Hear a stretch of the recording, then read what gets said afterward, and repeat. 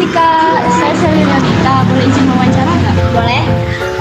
Menurut Kakak ini media sosial itu seperti apa sih?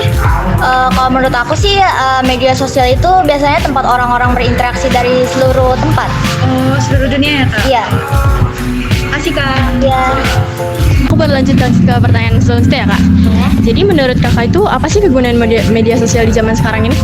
Biasanya sih orang-orang gunain media sosial tuh buat kayak cari kerja atau mempromosikan dagangannya gitu. Ya biar menghasilkan uang gitu.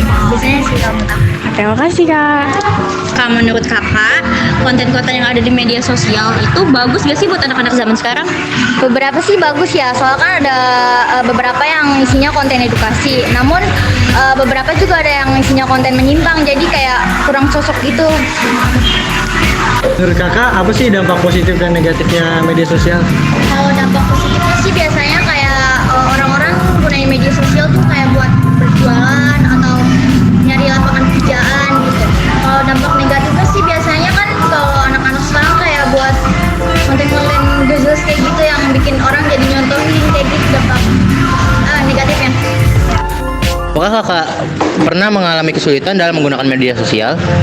Kalau kesulitan sih iya ya, kayak aku kan kurang paham gitu loh, kayak menggunain ini buat nyebar apa sih, kayak mengelolanya gitu loh, mengelola buat nyebar produk tuh. Aku tuh kesulitannya situ kendalanya, kayak kurangnya pemahaman aku menggunakan. Oke, makasih ya kak. Nah ini ada pertanyaan yang terakhir Kak. Media sosial yang sering digunakan oleh Kakak untuk mempromosikan dagangan Kakak apa sih? Biasanya aku gunain Instagram atau enggak TikTok.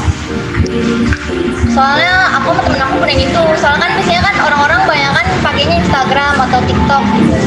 Nah kemungkinan kalau misalkan aku promosiin dagangan aku pakai dua aplikasi itu bisa naikin omset. Terima kasih ya Kak atas waktunya.